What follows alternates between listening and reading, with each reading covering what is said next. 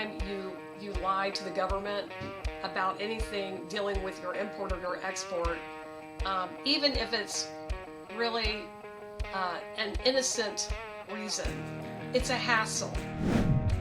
Welcome to Simply Trade, brought to you by Global Training Center. My name is Lalo, and together with my co-host Andy, we have well over 60 years of combined trade, logistics, and supply chain experience. Along the way, we have seen and witnessed different challenges in trade compliance. We decided to put the show together and call on our friends and colleagues in the business to hang out with us and share their knowledge in all things trade. Thank you for spending some time with us. Enjoy the show.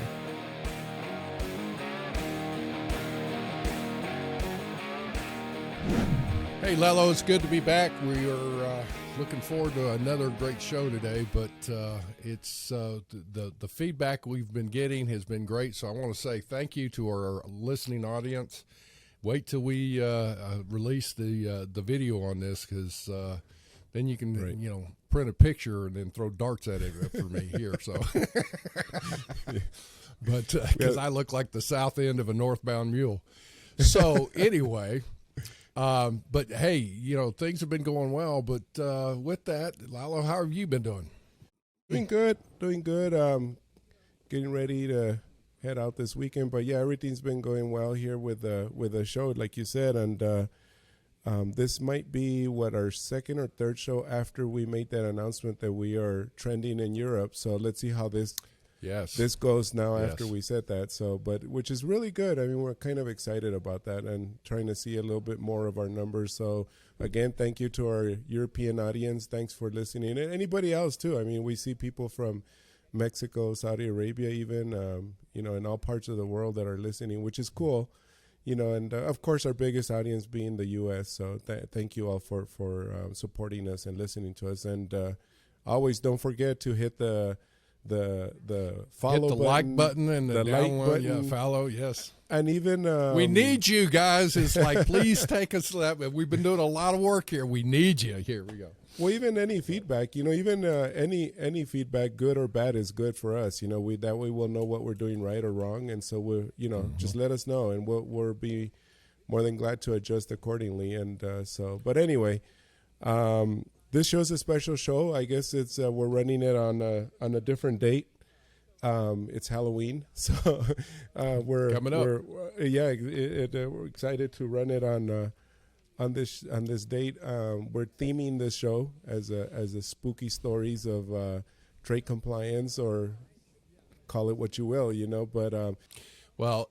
For the audience here, we've talked about some key things when you're looking at sourcing, when you're looking at these contracts, your terms of sale, and what you're supposed to be paying. If you remember, we've had a couple of attorneys make the statement, it's worth having your contracts looked at and certain clauses put in there. So attorneys, as much as we, chagrin sometimes to have to use them, at the same time, let me tell you, their expertise in the law can protect you and save you money.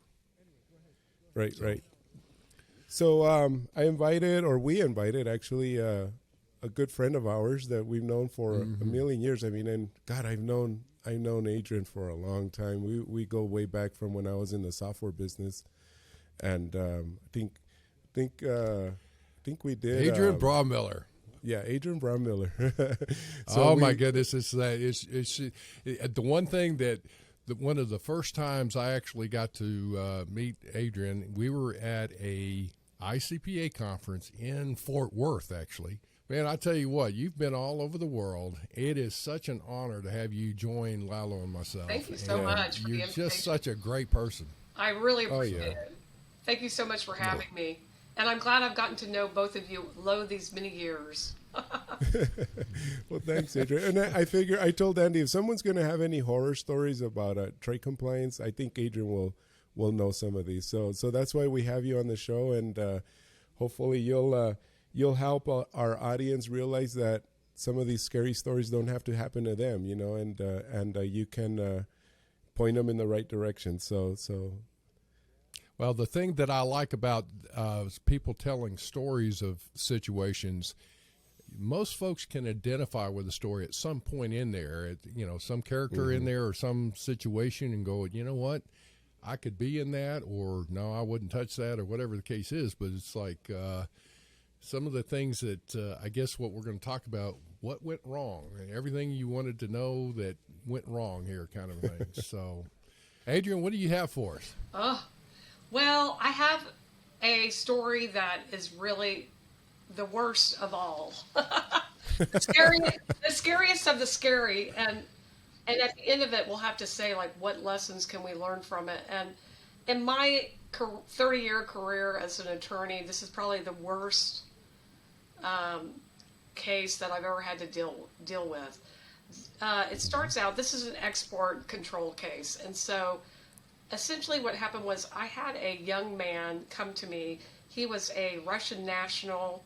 He lived here in Dallas, and he was the chief technology officer for a fairly sizable corporation here in Dallas. And he was like 34 years old, and at the time he had 20 patents to his name. He was, Wow. yes, Wow. he was a Smart guy. brilliant man, right? Super smart. So he reached out to me one day and he said, hi, Adrienne, I live here. I'm a permanent resident alien here in the U.S. I'm seeking my citizenship. I had a shipment that I was sending to my mother in Russia, seized by the government. And it was an export, and he goes, I think it's because I lied about the value of the contents, right? So he did not file the AES record. Essentially what these were integrated circuits or chips, if you will, right? So he was sending those. Oh, and that's really something to go to his mother, right? Right. So I'm saying to him, your mother, that doesn't really make a lot. It's a gift from the heart. Integrated circuits. Yeah, okay, Well, right. So yeah. So part of the issue here is that I never really got. I don't know that I ever had the real story or the full story. But what happened with this client? Let's call him Joe. That's a good Russian name. Just kidding. Anyway, Joe.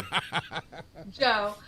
Yuri, So whatever. what happened with Joe is, so he got this seizure, and I got copy of the notice, and I contacted the local OEE office, the Office of Export Enforcement agent who was assigned to the case, and I asked him, I said, I'm not sure exactly what's going on, but I do know there were some errors on our side, and we do want to work with you, and we want to be compliant, and can you please call me if there's anything else coming down the pike, right?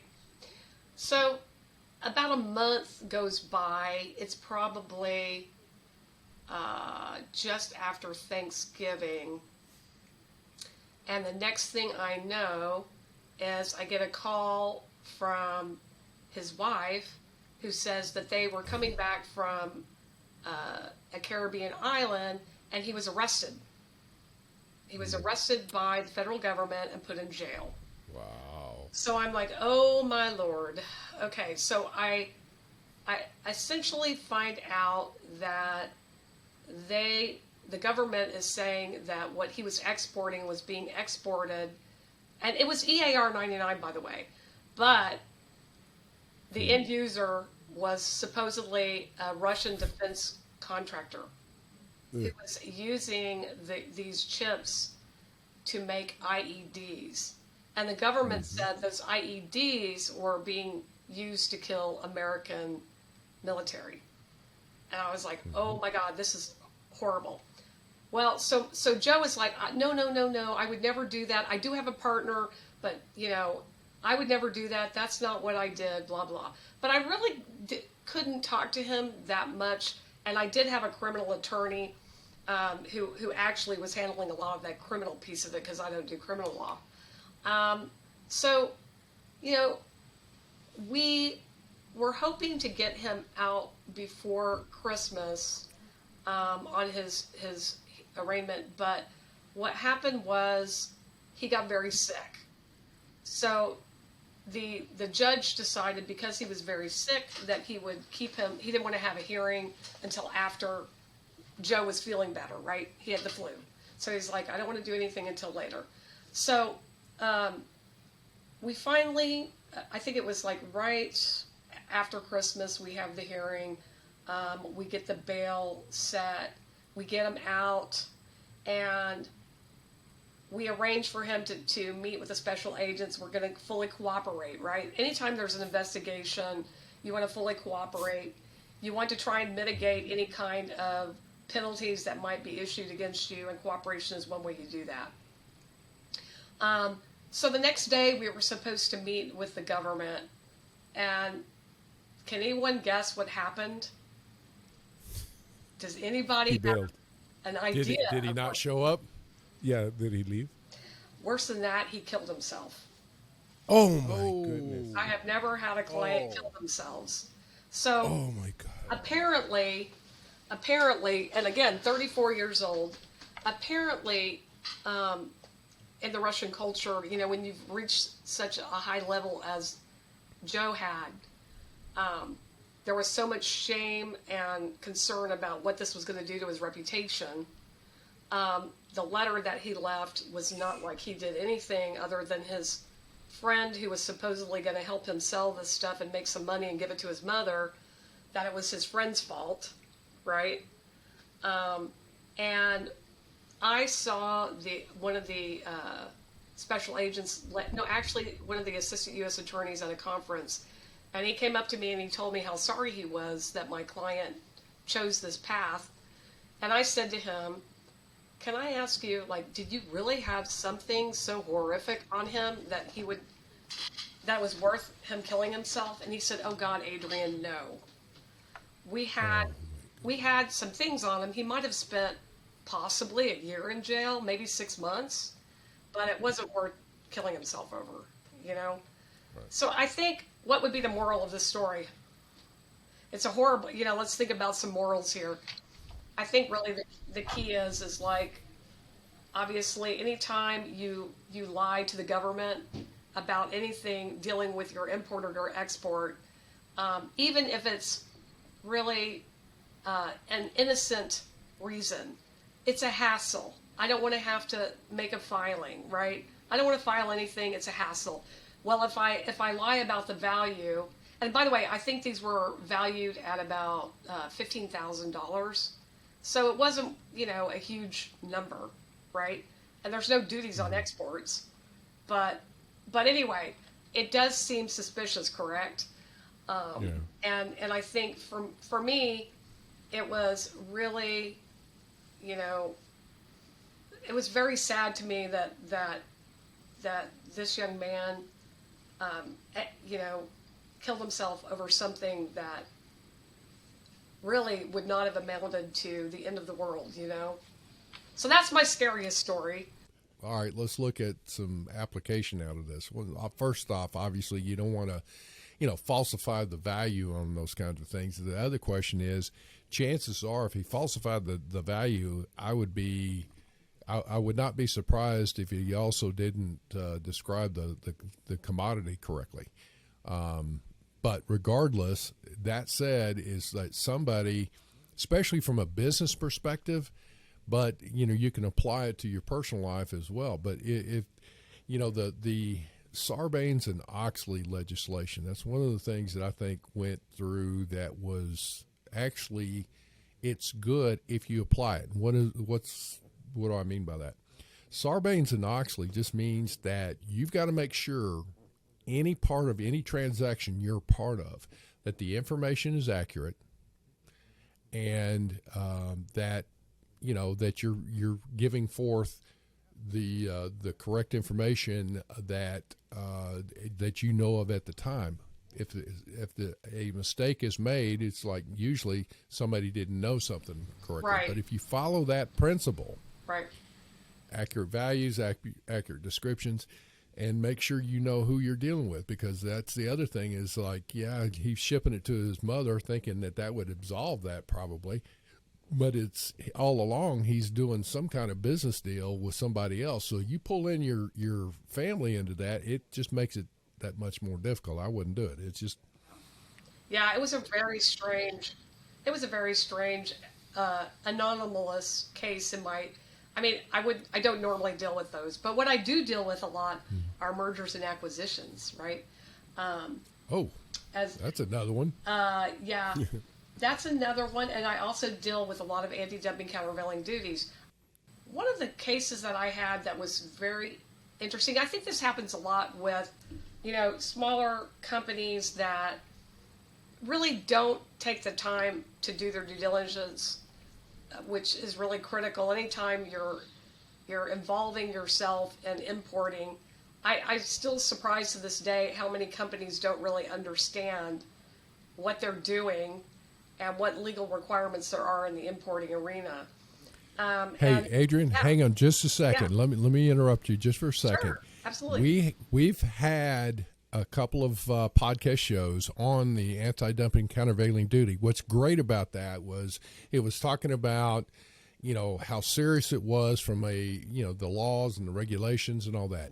And then we had it was Bonnie we had on there, didn't we, Lilo? Yes. Yeah, Yep. Bonnie's so great, Right. But she was actually giving, practical if you will, steps on what you should be doing from a compliance standpoint. That all said, what this is going to be great is hearing what happens when you don't do the things that we've already covered in some of that. Right. So I want to hear, ought to be good. Like your point is, companies that don't vet their product properly, or the people they're dealing with, or the parties to the transaction as it goes through, and they're undervaluing or whatever they're doing. This ought to be good. So go ahead. Well, I hope Let's so. hear this. Well, so this was a company. This was a company that was importing furniture, right? So they were importing furniture, and they discovered that, oh my God, wooden bedroom furniture from China is subject to anti-dumping and countervailing duty. We had no idea. And I'm like, well, have you been importing for some time? Or are you a newbie? Oh, we've been importing for some time. I'm like, okay. So this company said, you know what, Adrienne, we'd really like you to lay out in a memo pros and cons of different options, including doing a prior disclosure. And if you could figure out for us what our liability would be, if you could quantify what you think high level we might owe, can you put that in the memo and then send it our way?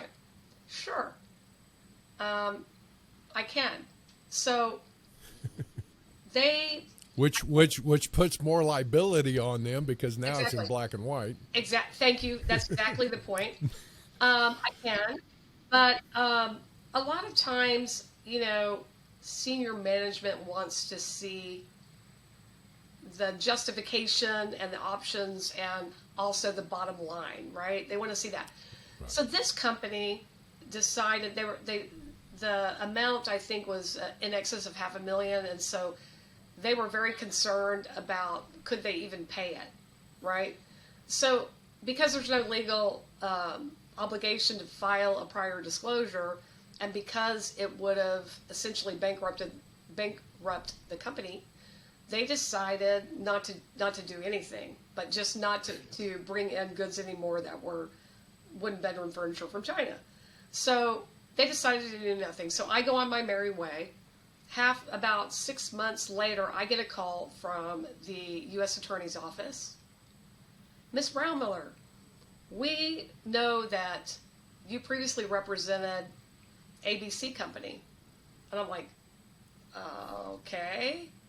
And they said, yes, we know that you represented them and that you wrote a memo on the pros and cons of doing a prior disclosure. Oh. I said, okay. Right off the bat, red flags are going up. And I said, do you have a copy of my memo? Because that's attorney-client privilege. Oh, no, ma'am, we don't have a copy. We just know of it. And okay, so I'm thinking to myself, this is really horrific. So I think it's fine when you are doing an analysis for a client about prior disclosure or any other option, you just have to be very careful that they know that if it's put in writing, that whoever it's released to, it needs to be a very tightly controlled group of people. Mm-hmm. And even then, you don't know, because what happened in this case is somebody that they shared it with went to a false claims attorney and was the relator in a False Claims Act case. Okay? So that whistleblower stood to gain up to 30% of any penalties that were collected by the government. In another similar case that was also one-bedroom furniture from China, that one was basically through data mining. So, there's a company out there by the name of False Claims Act, LLC. I don't know if you guys have ever heard of that company. No, I'm not. What they do is they data mine the manifest data for companies that import furniture from China.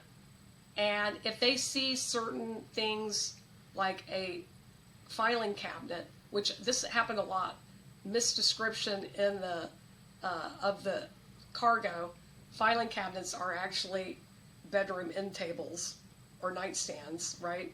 Nightstands. So there was, so they'll look for certain trends because that's what, that they could find. And they essentially went after my client. And the government went after the president and the sourcing manager personally. So there was a lot of cooperation, but I think really the key here is do your due diligence. It's fine to understand how to classify something, but are there any other special duties that apply to this product? Right? It's not just going to the harmonized tariff and saying here's the applicable tariff code. What else? What other duties could apply to this product? There was the example that one of our guests used, that it's a cabinet made out of wood, and they happen to want to put a nice, pretty slat on the top that was a stone slat. That was just decorative, but the whole product, the tariff, was a cabinet, and so obviously nothing came up, but turns out that stone was, they had a slate stone top to it and made it anti-dumping. Anti-dumping, yeah. But it didn't obviously show up. It didn't show up in the tariff because you're classifying for cabinet, not for that. That stone. Right. So. And I know there was a False Claims Act against Z Gallery some years ago, and I'm not sure of the facts in that one, but I do know. I believe it was a $15 million penalty, which doesn't sound very much, in comparison to other penalty cases, but. That could hurt. That could certainly hurt. Well, I don't care what size company you are. $15 million is a chunk of change now. But here's what I was going to ask. Sounds to me like, all right, the company you were talking about, the False Claims LLC, that they must be doing that so that if they find something and they turn them in, they potentially have that. That's it. Can claim that 30% of the deal, right? So that's how they're getting paid, if you will. So I would give that a similar analogy here. And you know me, I'm dumb as a box of rocks, so I have to keep it simple. But for folks out there in the audience here, is that if you're going to do the importing and you're really not, you've not done your due diligence, as you mentioned that, in vetting your product and all the things that are going on, that would be similar to let me go swimming in the Florida bayous or something like that. And what do you got out there? You got snakes out there. You got alligators crocodiles, whatever out there, and you're going to get bit potentially. Now you could swim and not have a problem, but then every now and then you're going to get in and you're going to get bit. Here's the point. You got people like that false claims company that's, lurking out there. You don't know anything about it. It's but it's a danger. You got other folks that are looking for things, and if you've not done your job right, it'll get you. So again, coming back is crossing the T's and dotting the I's. And if you're an executive of a company, as you just mentioned, some of that comes into play there, is that you personally can be held liable, and potentially even criminal if you've neglected certain things to, not take the appropriate action. So Right. Yeah, and the president of this company had to cough up $250,000 of his own money. And the sourcing guy, I think it was like $50K, and that, I think most of us would say if we had to pay that penalty, it would hurt. It would hurt. yeah, oh yeah. Oh, It would be really. It would now, really. Lalo's sitting on Easy Street, but for me, Yeah, man, right. that is like, Yeah. that'd be tough. Are you kidding? I'm looking forward to, Lalo and I are going to be at the ICPA conference, and as we were just talking about that, but I'm hoping to rub elbows with him enough that kind of fortune rubs off on me. There you go. There you go. You wish. Well, Oh my goodness. Yeah. I was Go just going to say, yeah. The other area that could be kind of scary that I mentioned earlier is mergers and acquisitions. And that's one thing that I think a lot of companies, when they are purchasing other companies, fail often to really do any due diligence on the customs and trade side. And I never understand why that is, right? Because it can be a huge impact to actually the value of the deal. You may end up paying way more money than it's really worth because of the liabilities. So I know in one case, a company, it was a large company, consumer products company, acquired another company, and it basically involved watches. And watches have 4 different duty rates, right? Yeah, well, 4 different classifications 4 in there. classifications, 4 different duty rates, 3 of which are ad valorem, and 1 which is a specific or flat rate, right? So this happened some years ago, but it kind of trickled into an industry-wide investigation of all watch companies. And so essentially what happened was, I think $50 million was paid for the target company that was acquired. But as they were digging into this valuation problem, allocating too much of the value of the 4 components to the flat rate provision, they ended up figuring out that there was about $5 million in duties that were owed U.S. Customs, right? And that was 10% of the purchase price. Mm-hmm. And there was no escrow that was part of the deal. Right. So I think really, if you're a M&A attorney and you don't have a trade lawyer on your team, or someone that's in trade compliance, it could be with the company that's the acquirer, you're going to end up not knowing what you bought, right? There's a huge risk here. Well, I can tell you that personally I've been involved in some M&A activities, and when it's early on, there's it's almost like a top secret type project because, especially if you're a publicly traded company, that you've got to make sure things don't get disclosed to the public early and all that. Saying that, here's where I'm going with this is, again, I come back to the leadership of companies. When you're looking at a company to buy, or you are a company that you're maybe acquired and bought, it is paramount that in the very early days in the M&A negotiations that you better have some trade folks involved and your compliance folks involved, and in the M&A team, and then they have the subsequent tier 2 type teams that go in and say, okay, we're going to go start doing the investigation, if you will, and research, if you will, in certain areas, and they'll do forensic auditing, accounting, and same thing with the purchasing, the sourcing. There are people that need to check all that out when you're buying a company. If you are selling your company, get yourself ready for all that, because you need to disclose it. And if you do, it makes the whole situation clean. But if it doesn't, I have seen where some very prominent, long-time tenured employees, including the general counsel of some big corporations, that at the end, the acquisition went through, but they wound up losing their job because of the problems that were discovered after the fact. Right. Yeah, absolutely.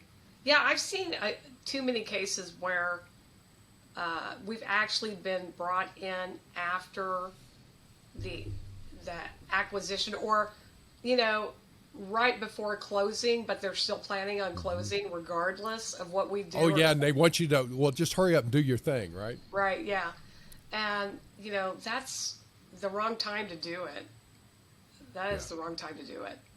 And well, that's what I call being the proverbial pooper scooper at the end of a parade. It's like they want you to come in at the last moment, just sign off on it, or if there's a problem, just clean it up real quick. And then, it's like, I'm sorry, but it doesn't work that way. Oh, yeah. So absolutely. And there's a universal theme that we've had also with our shows, Adrienne, where the trade compliance person that's in charge is kind of like left out of the whole corporate decision making. Absolutely. So Yeah. this kind of aligns with that, also when you're doing a merger and acquisition. I mean, you can't just ignore trade compliance. I mean, of course, we like to say that we're preaching to the choir here, but at the same time, it's true, and your story just proved it. And almost like I said, that universal theme of the actual individual who feels kind of left out in that decision-making process. Right. Within their company, not even in an M&A, but in this case, now that you're talking about an M&A, it's kind of goes hand in hand with that, Yeah, well, and I can tell you that I don't think there are people intentionally with malice trying to avoid the compliance. They just don't think about it initially. They're so busy on looking at, is this a good strategic move from a marketing perspective, from a operations perspective, the money involved in this and all that. And there's no question that there are legal departments and legal groups that are involved in that. What's surprising to me, though, is that even those attorneys that are involved in that never give thought to, the compliance side of things. They'll look at labor law, they'll look at taxes, they'll look at all those different things. It's like, hey guys, you're missing a big thing that sometimes it sinks the deal. It's like, you know what, we just uncovered something. Either that $50 million price can be lowered and you guys take care of it, or, whatever the case may be, we'll buy you for $50 million, but before you're going to have to pay that $5 million in duty. Right. And I think even the converse is true where I've had a couple of really large companies who, these are Fortune 500 companies, and they received an audit notice, and instead of having a highly trained trade compliance professional, or even, they don't have a department, and they don't have a person who knows anything about trade. So they'll have, non-subject matter experts, or they'll have someone in, for example, a traffic or logistics department try to handle the audit. This has happened in a couple of situations, and, those audits went south. They went south, and in one case, it ended up triggering an investigation when really I don't think the facts warranted any type of investigation. But because if you put people in front of customs who don't understand the customs regulations and the trade lingo that customs is used to hearing, right? it's a problem. So like if Customs said, to a company during some kind of meeting, what is your basis of appraisement? How do you value your goods? And the company replies, transfer price. Well, that's not a basis of appraisement. Okay. That's a transaction. Yeah. It's So like, if they're looking for is a transaction value, is a computed value, the Yes. methods of appraisement, they're not looking for Right. transfer price. What do you mean by that? Right? So I think, that's also the point is that, if you're a large company and you don't have people who know what they're doing, if you don't have a trade compliance department, that can get you in a lot of hot water. Wow, that's a big one on the M&A side of things, and as you start looking at it, again, from the executive side of things, if you've got some possible mergers that are, being considered, you ought to take a look and say, pull in your compliance-related person and say, what's your opinion of this? You don't even have to say you've got a merger. It's like, what's your opinion of this particular company? Or can you find out anything on it? Is it a good company, or is it kind of shady, or what's the deal? And it'd be interesting to come back with some what research they get. Oh, absolutely. Of course, you can do that with a customs attorney firm too. So. Yes, you can. Yeah. Gee, I just happen to know a good one. I know a good redheaded one out of Dallas. Yeah, there you go. Oh, I love it. I'm trying to think of, I have one more that's foreign trade zone. You want that one? Yeah. Oh, you know what? I may have a good one for you too, but go ahead. Okay. Well, so in this one case, so the company had a customs broker operating the foreign trade zone for the company. And the director of compliance received, and he was relatively new, he received a $14 million pre-penalty notice. And basically, the government said, you've got a situation where goods are not showing on the weekly estimate, the 3461, and so, but you've got different or additional products on the 7501. So because of that delta between, the permission to remove merchandise on the 3461, and you've got a bunch of things declared on the 7501, it's considered smuggling. And so that in that case, the importer of record was forced to file either daily live entries and pay duty, or they had to pay duty on everything that was in the foreign trade zone and deactivate the zone. So what we did in that case is, this is kind of funny. So I said, let's see how large the foreign trade zone bond is. Guess what? There was no foreign trade zone bond. The importer Really? The importer didn't have one.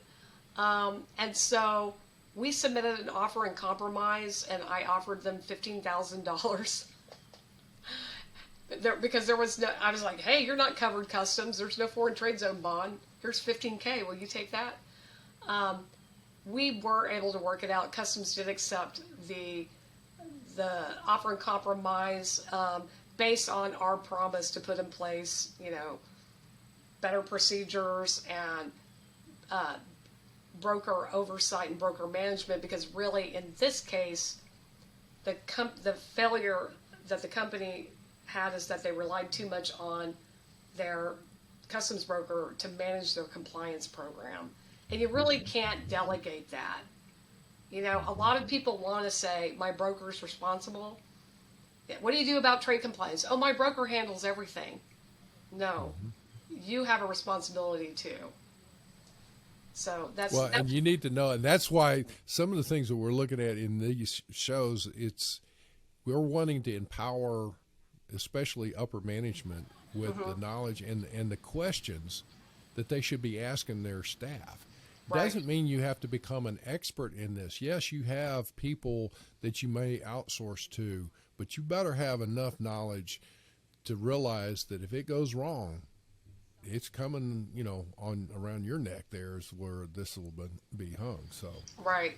Agreed. Absolutely. yeah, in the foreign trade zone, especially if you're operating, you have a third-party logistics, a 3PL or a 4PL in this, would be an agent, sub-agent scenario. There are certain things that you've got to comply with in running an FTZ with your annual reports and those estimates and the audits thereof. If there is a significant difference Yes. of what you're filing on your 3461s versus the 7501 summary at the end of the week, then you have to get in there and you need to be looking at that going, why is there such a big difference? Yep. Customs understands there's going to be problems. There may have been new orders that came in that just hit them out as, okay, at least you can account for it. But you don't want Right. to do that week after week after week. Right, exactly. Yeah. And I know I've had customers or clients where they had software glitches where the software would cause some kind of discrepancy on the 7501 as well, where they had actually withdrawn from the zone a whole lot more than they ever declared on the 7501. So there's a lot of things that can happen, in a foreign trade zone environment, and it's important to really make sure you have excellent software and as well as partners who are working with you to kind of do health checks on your foreign trade zone operation to make sure that you discover the discrepancies before customs does. Well, I wound up, let me give you one that I think, and see what you think about this, is that with the operation of an FTZ, they were a third-party logistics entity that was dealing with it. Well, their client had a parts database listing, and that file would come over. And in that listing would be, like the part numbers and the description, country of origin, and then also the value of Right. that product, okay? Early on, during the formation of the FTZ and the application process and all that, the value down to the part number level was not available initially. They were working on it. So what they wound up doing is they said, and for whatever reason, instead of leaving that value field blank, they said they couldn't do that. So they put in $999,999.99. Okay. Supposedly that all got purged out. Guess Right. what?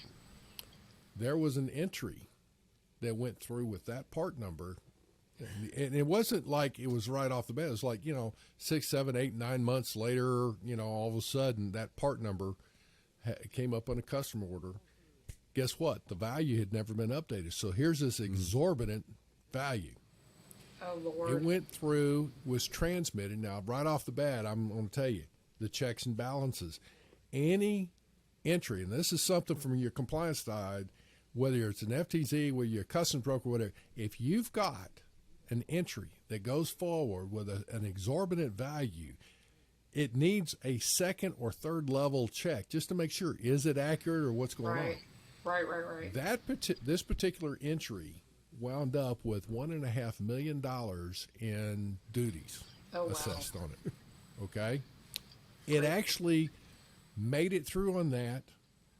Apparently an entry summary was filed, and it hit the statement. And there was a very small window to try and get that corrected. Finally, it did get corrected at the last moment, because I said, well, first off, get that deleted off the statement, back it out, and see what you can do with it.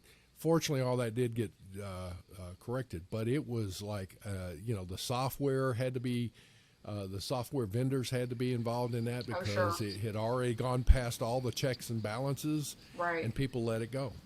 Well, if you're understaffed, that's a good example of making sure you got plenty of people that are involved. You don't have to look at everything, but if it's over $5, $10 grand, $50,000, whatever the case is. Right, and right. the duties are assessed. Boy, you better get a management or somebody to give an extra look on that and say, yeah, this is valid. Sure, absolutely. Agreed. So. Well, Adrienne, hopefully you might have had some time to think about this, but we like to wrap up with a quick trade gem. I think that's what the term we might end up using, but anyway, a trade gem where it's a quick, maybe 1 minute or so piece of advice or whatever, even a hack, that you might think of that might help someone in about a minute or so. You have something like that you might want to share with the audience?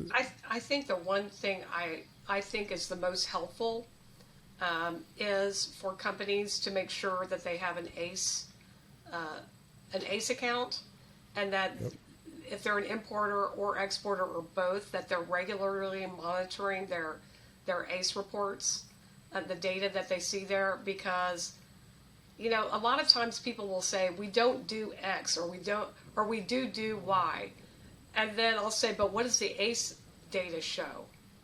And we'll look at it, and a lot of times the ACE data, which is the reporting to the government, will show something completely different from what they thought they were reporting to the government.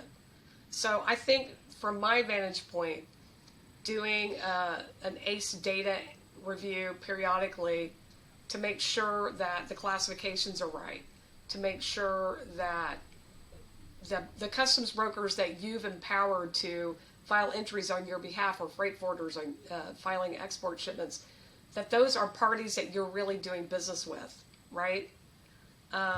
You'd be surprised at how many things you find in the ACE data that you weren't aware of previously, and oftentimes it's very different from what you thought. So for me, I think that's a critical thing that any good importer or exporter would do if they want to be highly compliant. I would take it to say first off, that is a great suggestion. Secondly, I would say make sure not only do you have an ACE account, but you have your staff, somebody in your staff that becomes proficient in accessing the ACE system and running the appropriate reports in there, and not just occasionally themselves. They need to become an expert in that. But there's so often I've seen situations where items could come across the border, and truck border, the southern border, whatever, and you'd be amazed on how many ITs or bonded freight movements are tied to a particular importer of records bond, if you will, and, right. or somebody's cutting in it, and it may be a broker. Somebody's done one thing, and then all of a sudden that broker on the borders, it was a one-time shipment, and then they're continuing to use it or something. It's just that's a good one. That's a good one there. Know what you've got going in ACE. Yeah. The data doesn't normally lie. That's the thing is, every now and then you can find some differences between your documents and ACE data. It's very rare. So I just tell people, look, the data doesn't lie. You may think one thing, but this is the data. And if there's an error, okay, fine. Then at least you know about it so you can get it fixed. But if you let it sit there, you own it. Exactly. Agreed. Adrienne, you are so wonderful. I hope we get to do some more of these with you. Okay, I want to. That sounds like fun. Yeah, there you go. Alrighty. Thanks, guys. Hey, and before we go, I'm going to jump in here on something again, is that, folks, that we're offering all these podcasts for free, but I want you to understand something, that you need to get you and or your staff up to speed on certain subjects. And one of the most cost-effective ways is the Global Training Center. Take the time to go in and look at the Global Training Center and just review the topics. And, hopefully you can see some things that you need to do. I would like to ask, just try one course. Just one course, and you can see if you like it, and there's more that you can do. Thank you very much for joining us. Simply Trade is brought to you by the generous contributions of Global Training Center. You can follow the show and GTC on LinkedIn or Twitter and other social networks. Make sure you check out the show notes in the description for a full rundown of today's show with all the important links. Also, make sure that you share this with a friend and subscribe on your favorite streaming platform. We really like hearing from you.